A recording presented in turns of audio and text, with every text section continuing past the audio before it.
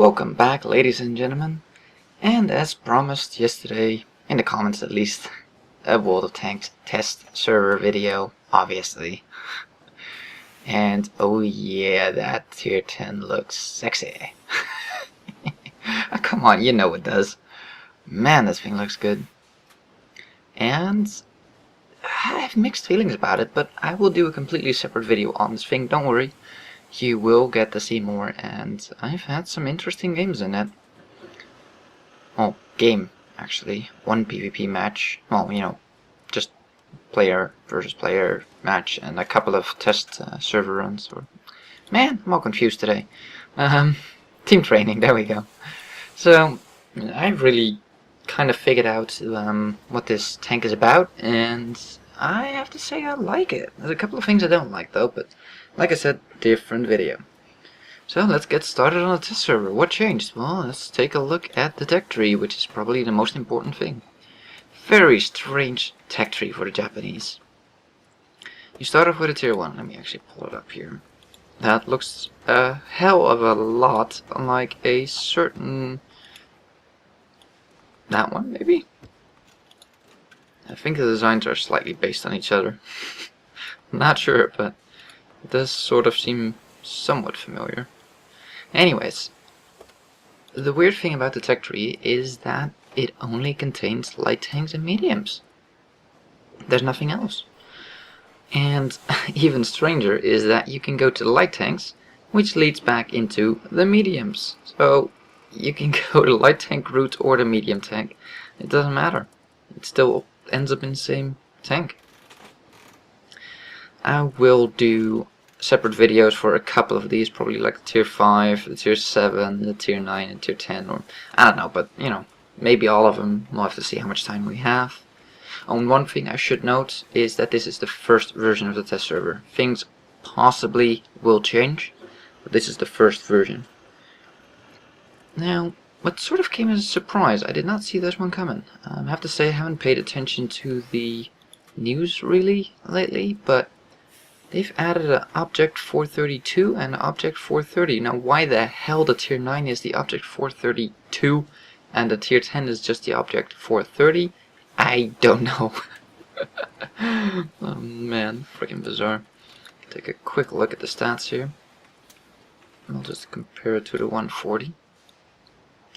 As you can see, very interesting nose design on this thing. Very round, well, you know, sort of newish type of turrets, you know, the very flat rounded ones. This one has very interesting frontal armor, and actually has pretty good frontal armor. Slope like that, and it's 120 millimeters, but that turret armor, 248. Yikes. Rate of fire is, yeah, not brilliant, but not bad either. So, I'm not quite sure why this thing was introduced, why there was the need for another tier 10 Russian medium. I mean, that's the third one. I'm not sure. It doesn't seem to be that different. Now, granted, I have not tested this one out, so, you know, I can't say with certainty that, you know, it's either one way or the other, but just looking at the stats, identical health, identical weight, identical engine, identical speed, identical traverse speed, slightly less. Slightly better frontal armor and worse rear armor. Turret armor. Sorry, email. Turret armor is slightly better here. The side of the turret is just shy of what it is, and the rear as well. So slightly worse on the side and rear. It's just similar all around. There's like almost no difference between the two. Signal range the same, view range the same, turret traverse the same. Why was this tank necessary? I mean, the Object 140 was already similar to the T62A, with the only really difference being some, you know, little bit of stats here and there, but the only real difference was depression. Now they added another medium? Why? Another exactly the freaking same.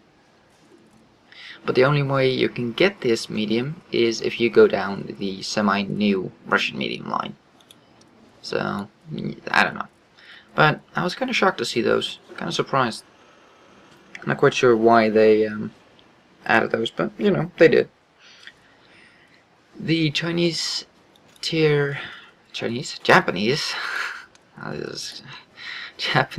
5 premium has been added to the in-game shop, the Chinukai, so you can now buy them in-game. Normal price is 1500, yeah, as you can see. So it's on sale on the test server, which is kind of nice because you can buy a couple more medium tanks, or a couple more premium tanks, I should say, not medium. Medium, premium, whatever. They've added a new map, and we'll take a quick look here at team training so we can get an overview. Again, I will do a separate video on it. Hidden Village, there we go. I will do a separate video, obviously, but just a quick overview. The map looks gorgeous. It's just stunning. A lot of artillery spots in the back, very obvious spots though.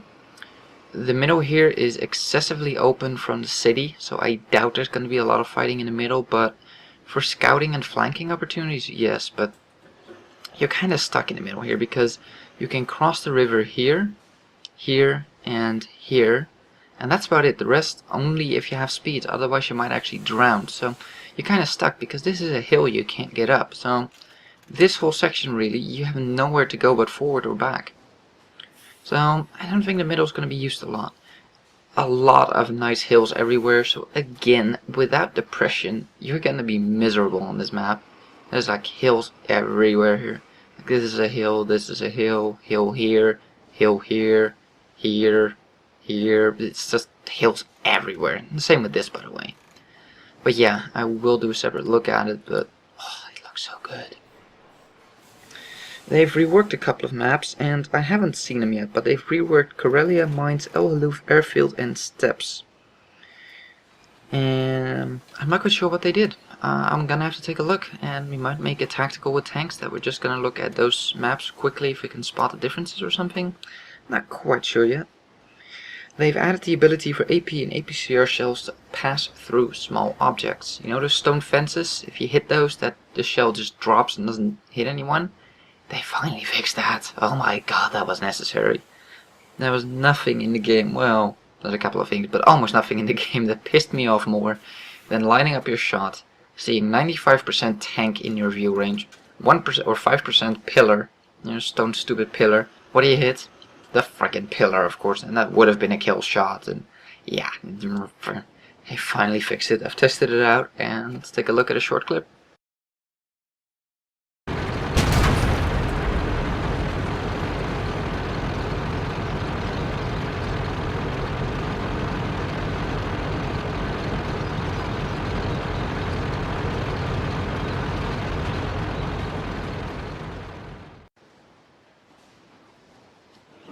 So yeah, that's what it looks like. It works just fine.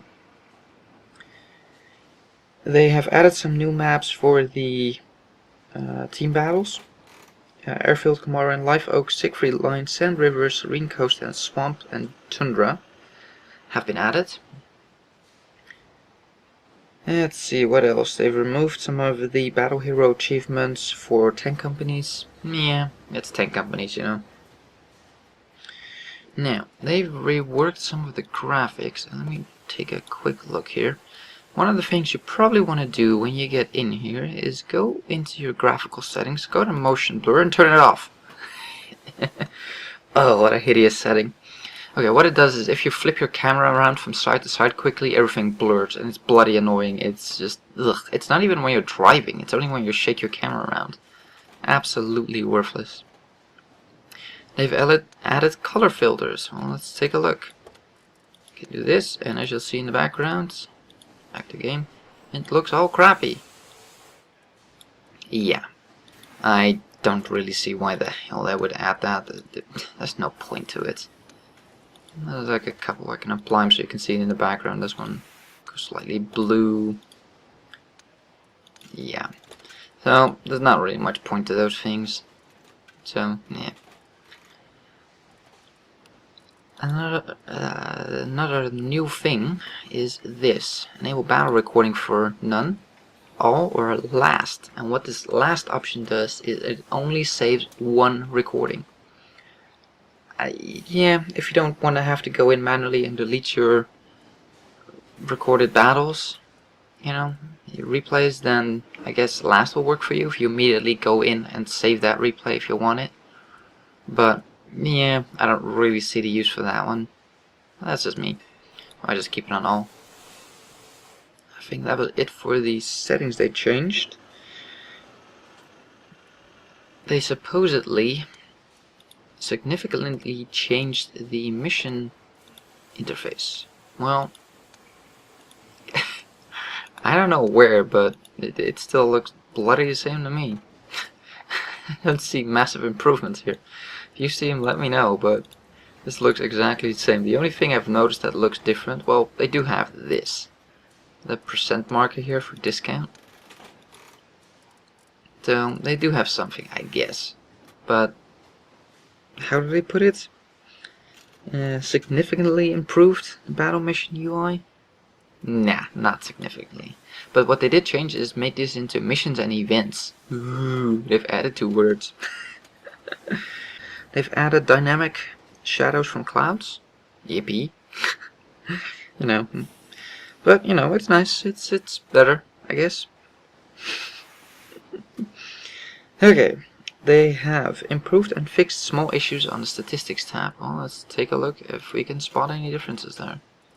Back to game. Well, that was quite the improvement, it jumping like that. They have changed this, because I only had one of these showing.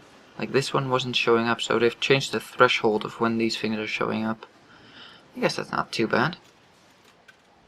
They've reworked the personal score, for some reason. My personal score jumped by 1,100 points or so.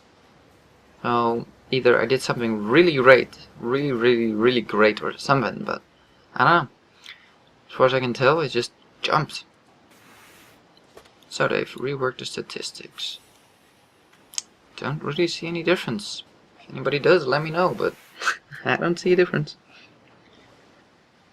Let's see. They have changed the after battle statistics. Well, I can't really show you that right now.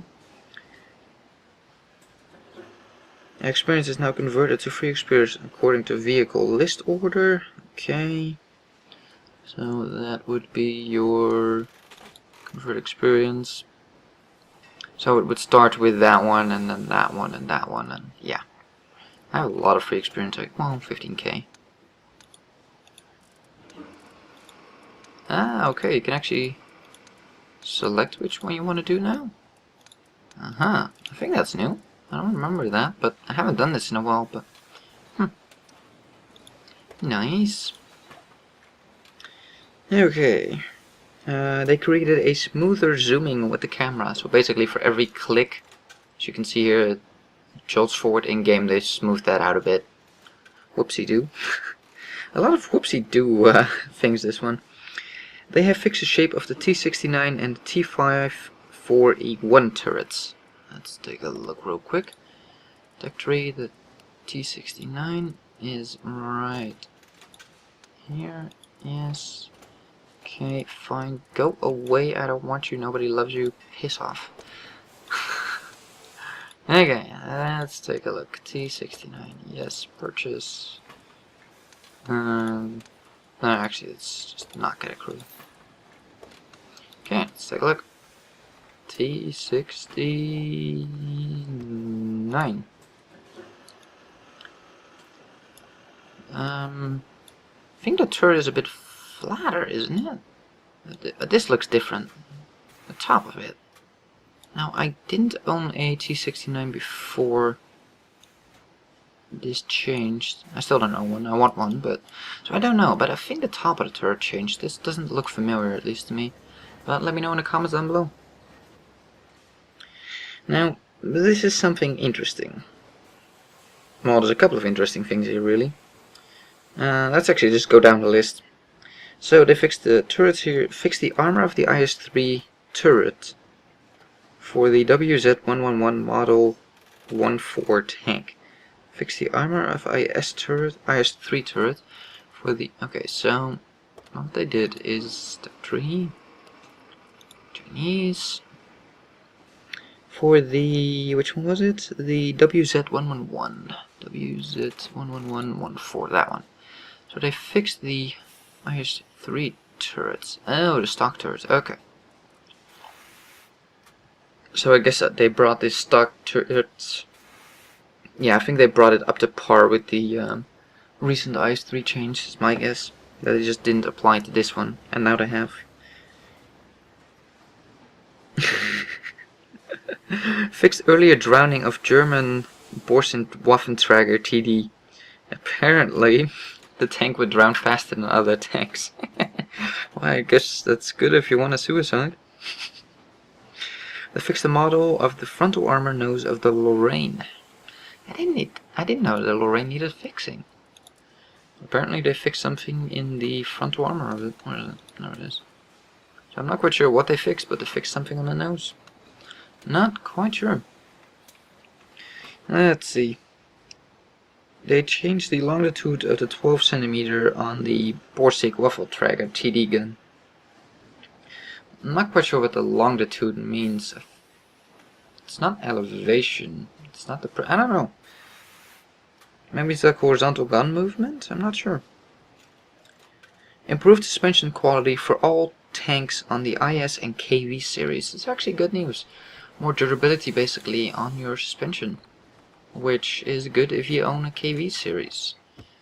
You know, let's say that I have a KV4. I now supposedly have better tracks. More durable. Woohoo!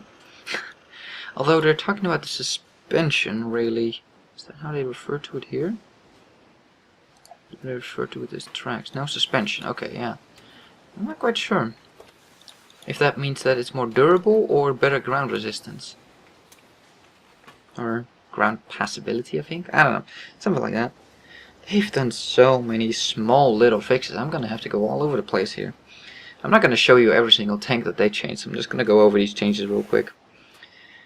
Let's see. They added welds and windows for the reticle in the Waffenträger Auf E100 hatch. So they added some detail there. They fixed the Object 140's turret armoring. Now, I'm not 100% sure what it was before. But let's pull up the stats real quick. Object 140. Okay, 240. I'm not sure if that's what they changed here. They increased the speed of the mouse turret traverse by 2 degrees above to the mouse. Woohoo! But here comes one of the most surprising things of all. I really did not see this one coming. And I guess it was sort of needed. Because of historical reasons. Right, now it's historical reasons, not because it needed a bloody buff, but, you know, because of historical reasons, obviously. Changed the characteristics of the löwe tank. Top armored plate thickness increased by 20 mm, so that I assume is the frontal top armor. So the lower plate is still weak as hell. Good. Weight decreased by 2.5 tons, ammo storage increased to 40 rounds, and increased the gun inclination and declination angle, so increased depression and depression. That sounds like a pretty good buff. Better frontal armor, more ammunition, and better depression and elevation. That sounds like a pretty good buff. They fixed some small incorrect points of damage of visual models on the Conqueror and the Panzerjäger 1. They fixed the longitude of the E50 guns, which was incorrect since the gun mantle reworked. I'm not quite sure what they mean by the longitude of things. In this, you know, the way they're talking about it in this way. In this context, I should say. Not sure. They changed the color of the tint for the Chinese premium tanks, the Type 59, the T-34-3, the 112, and the Type 64. Apparently they have slightly different color schemes now. Let's see if we can see that in here. No, wrong one, that one. The Type 64 is obviously not in here. I don't know, maybe they made them a little bit greener? Not sure what they did. But apparently they changed the color, which is of course very important. Now, they fixed a whole bunch of issues, and I'm really not going to go over all of them. I'm just going to scan through them if there's anything interesting really to tell you, but they fixed the logic of the frag counter at the top of the screen, you know, the one on either side of the clock, Not quite sure what was wrong with it, but they fixed it. They fixed a couple of rare issues, like a crashed desktop when the map loads. They fixed a rare issue of losing control of the tank during battle. Now, I wonder, I've seen a couple of these issues, and I think some of them were caused by mods, where your camera would zoom into your tank and you just couldn't do anything with it. I've had that a couple of times, but I'm not sure if that was a mod issue or a game issue. And also there's the issue of your connection dropping for a second, and that will make your tank like spin around in the last direction that it was going. I don't know if they're referring to that, or not 100% sure.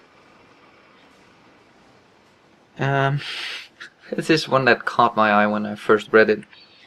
Fixed catapulting of small tanks during entering small-sized objects on Tundra map.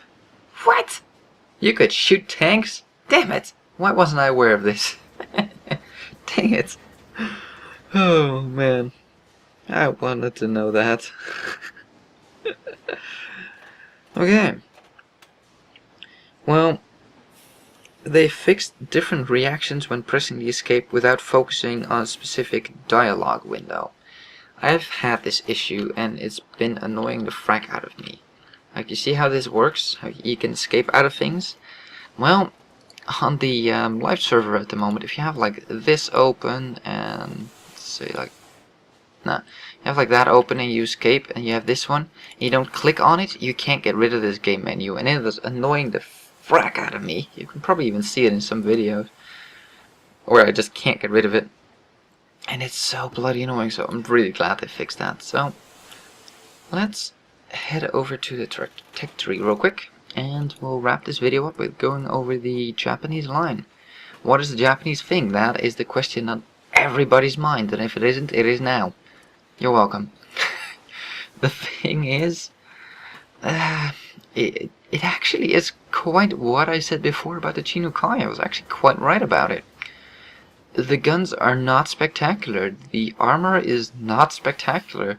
None of the performance characteristics of these tanks are spectacular.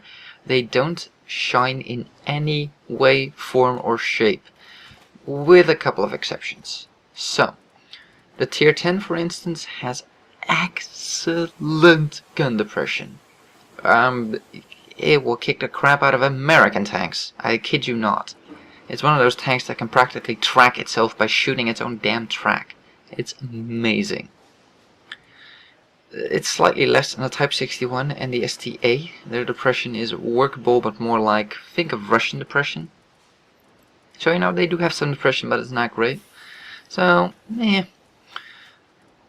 accuracy on the guns is poor. Let's take a look here.